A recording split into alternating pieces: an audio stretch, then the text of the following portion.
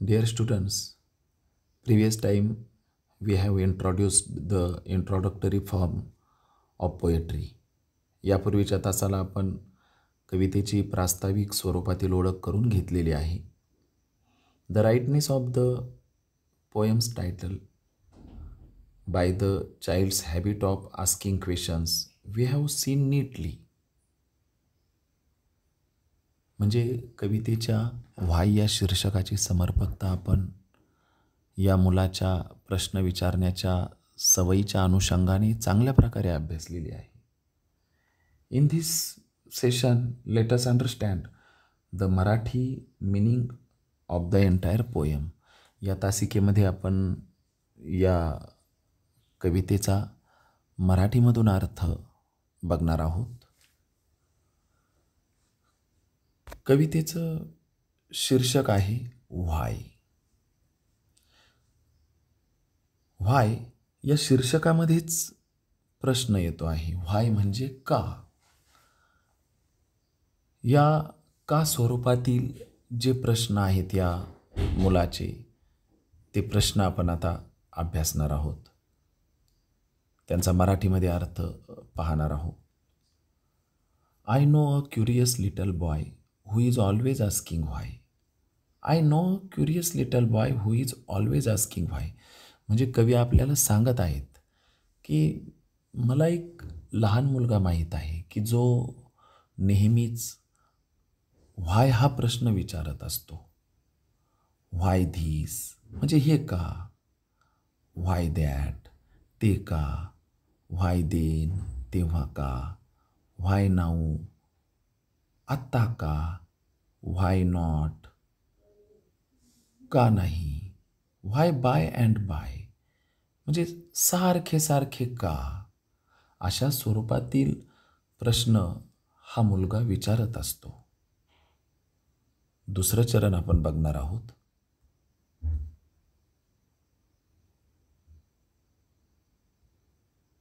He wants to know why wood should swim. He wants to know why wood should swim. त्याला माहिती करून घेण्याची इच्छा आहे की लाकूड पाण्यामध्येच का तरंगतं. व्हाय लीड अँड मार्बल सिंग. आणि मग शिसं आणि मार्बल्स म्हणजे गोट्या या पाण्यामध्ये का बरं बुडतात. लाकूड पाण्यामध्ये तरंगतं आणि शिसं आणि गोट्या मात्र पाण्यामध्ये बुडतात. हे प्रश्न त्याला पडलेले आहेत. या चरणामधील तिसरी आणि चौथी जी ओळ आहे त्यामध्ये काय सांगितलं आहे बघा. Why stars should shine and winds should blow. Why stars should shine and winds should blow. चांदण्या का बरं चमकतात, वारा का बरं वाहतो. And why we eat and drink. आणि आम्ही का बरं खातो, का बरं पितो, आम्हाला का खाण्यापिण्याची गरज पडते. हे प्रश्न मुलाला पडलेले आहेत. दुसऱ्या चरणामधील प्रश्न आपण बघितले. आता तिसऱ्या चरणाचा अभ्यास आपण करणार आहोत. तिसऱ्या चरणाचा अनुवाद करणार आहोत. तिसऱ्या कडव्यामध्ये जो आशय सांगितलेला आहे तो आपण मराठी भाषेमधून बघूया. He wants to know what makes the clouds.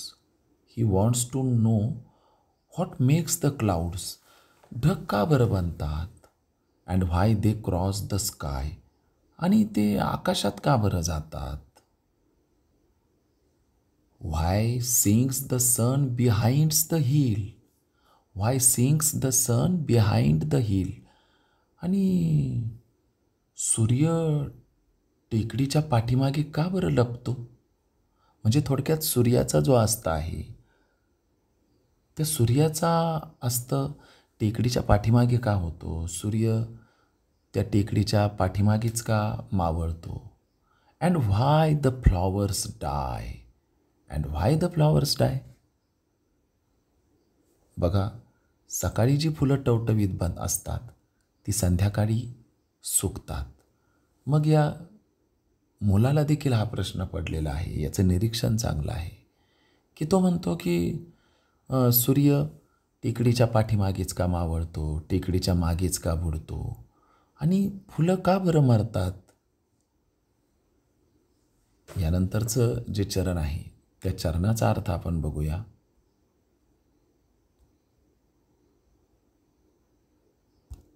He wants to know why wind should come.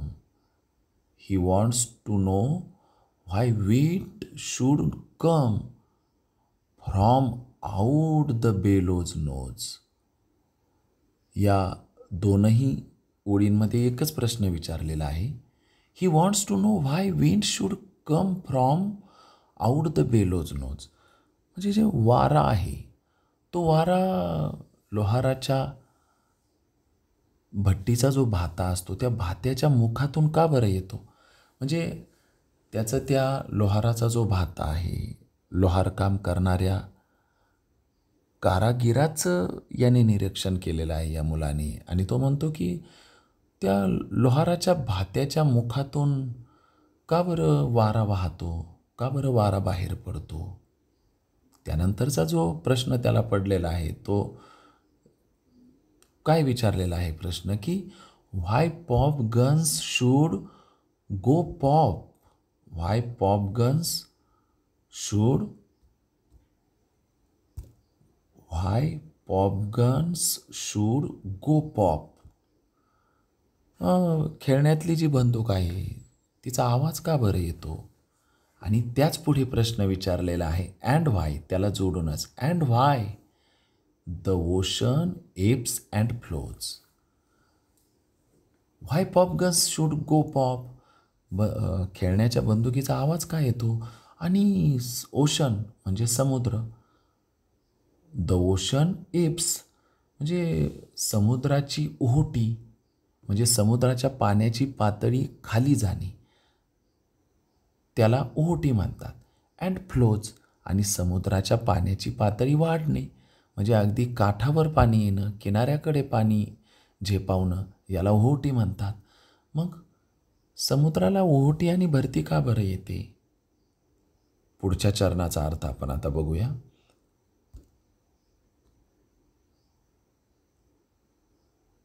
He wants to know why fish have gills.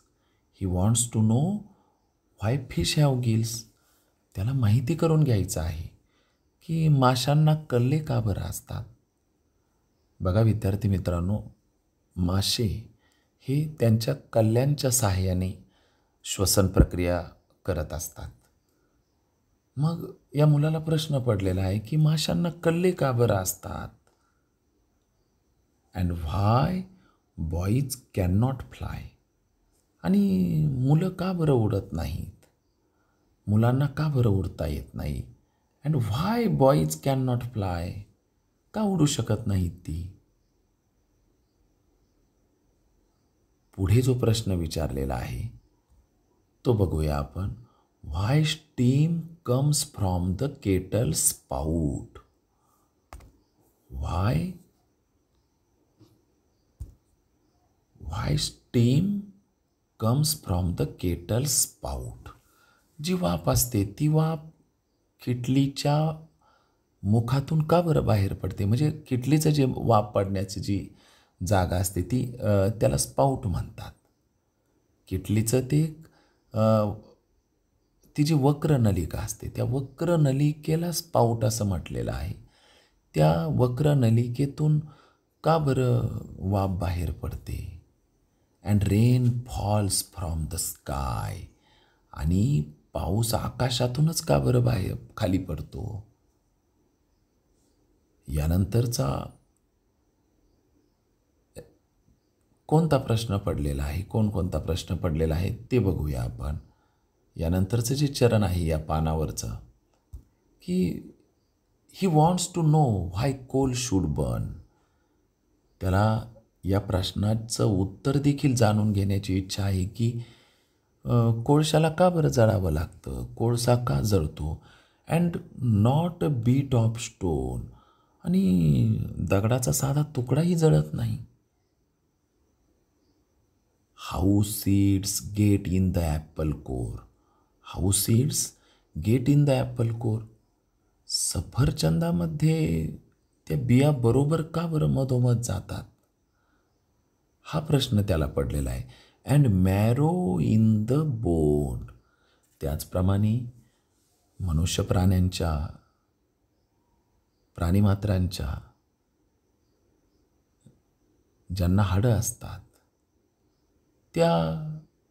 त्यांच्या हाडांमध्ये तेलकट चरबीसारखा द्रवपदार्थ कुठून बरं येतो, का बरं येतो, का असतो, कसा येतो तो, हाऊ त्याच्या इतर आपण वरच्या चरणांमध्ये बघितलं आहे बघा. व्हायशी निगडीत त्याचे प्रश्न आहेत, पण या चरणामध्ये हाऊ हा प्रथमताच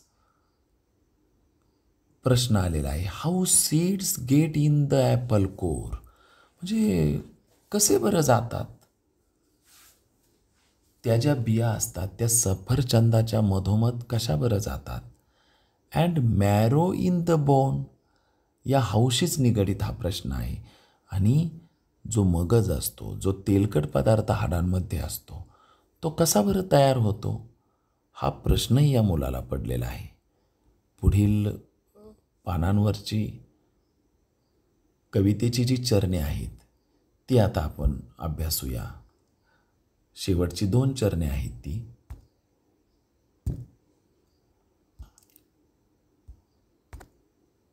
व्हाय spiders eat the flies. Why spiders eat the flies. आणि जे कोळी कीटक असतात ते कोळी कीटक माशांना का बरं खातात. व्हाय बीज शूड स्टिंग. आणि मधमाशा डंख का मारतात. Why the yeast should make the dough to rise. या चरणामध्ये जे प्रश्न विचारलेले आहेत ते अजून वेगळ्या प्रकारचे आहेत. की स्पायडर कोळी कीटक आपण पाहिलेले असणार. कोळी कीटकांनी माशा या म्हणजे कीटकवर्गीय माशांना कोळी कीटकांनी खाणं हे आश्चर्यजनक वाटतं. कोळी कीटकाची शक्ती आपल्याला कमी वाटते, परंतु प्रत्यक्षात त्यांची शक्ती खूप असते. तर या मुलाला त्याच्या निरीक्षणातून पडलेला हाही एक प्रश्न आहे. व्हाय स्पायडर्स ईट द फ्लाईज. कोळी कीटक माशांना का बरं खातात. व्हाय बीज शूड स्टिंग. आणि मधमाशा डंख का मारतात. And why the yeast should make the dough to rise. आता ईस्ट या चरणामधला जो प्रश्न विचारलेला आहे शेवटचा, अगदी शेवटचा प्रश्न आहे. हा शेवटचा प्रश्न खूप गमतीशीर आहे. मुलांना तुम्ही इडली खाल्लेली असणार, त्यानंतर बेकरीतले पाव, बेकरीतले बरेचसे पदार्थ, केक तुम्हाला चांगल्या प्रकारे ठाऊक आहेत. मग बेकरीतल्या पावाचा आकार वाढलेला असतो, इडलीचा आकार वाढलेला असतो, किंवा बेकरीमध्ये जे पदार्थ बनवायचे असतात ते पदार्थ बनवण्यासाठी जे पीठ मळलेलं असतं, जे पीठ तिंबलेलं असतं, त्या पिठाचा आकार असा वाढलेला वाटतो, फुगलेला वाटतो. या मुलाला प्रश्न पडतो. त्याला माहीत आहे तसं की हे सर्व ईस्टमुळं होतं, ही ईस्टची कमाल आहे. पण तरी तेवढ्याने त्याचं समाधान होत नाही. तो काय म्हणतो की या ईस्टमुळं ते पीठ फुगतंच का. असे विविध रंगी प्रश्न या मुलाने या कवितेमध्ये विचारलेले आहेत. मग शेवटच्या चरणामध्ये कवी तुमच्याशी संवाद साधू इच्छितात. कविता वाचणाऱ्या प्रत्येकाशी संवाद साधू इच्छितात. कवी आपल्याशी बोलतात की some of his whys are not too hard. Some of his whys are not too hard. म्हणजे या मुलाने जे प्रश्न विचारलेले आहेत त्या सर्व प्रश्नांपैकी काही प्रश्न बिलकुल अवघड नाहीत. To answer if you will try. तुम्ही जर प्रयत्न केला तर त्या प्रश्नांची उत्तरं देणं अवघड नाही तुम्हाला. पण कवितेच्या शेवटी जाता जाता शेवटच्या 2 पंक्तींमध्ये 2 ओळींमध्ये कवी काय म्हणतायत बघा. But other no one ever yet has found the reason why. म्हणजे कवीने तुमच्याविषयी विश्वास दाखवलेला आहे. कविता वाचणाऱ्या आपणा सर्वांविषयी कवीने विश्वास दाखवलेला आहे की या मुलाची सगळ्याच प्रश्नांची उत्तरं देणं तसं अवघड नाही. तुम्ही जर प्रयत्न केला तर तुम्हीही त्या प्रश्नांची उत्तरं देऊ शकता. But other no one ever yet. परंतु असेही काही जण आहेत, काहींना अजूनपर्यंत देखील या व्हायची उत्तरं मिळालेली नाहीत किंवा हा व्हायच भेटलेला नाही. हे व्हाय हे रिझन, हे व्हाय हे कारणच या लोकांना अजूनपर्यंत भेटलेले नाही. अशा प्रकारे विद्यार्थी मित्रांनो, आपण या संपूर्ण कवितेचा अर्थ मराठीमधून बघितलेला आहे. ही कविता पुन्हा एकदा तुम्ही घरी वाचा. वारंवार कवितेचं वाचन करा. कविता गा. कवितेवरील नवीन अर्थाच्या शब्दांचा अभ्यास करा. आपण आता या तासिकेपुरते इथे थांबूया. धन्यवाद.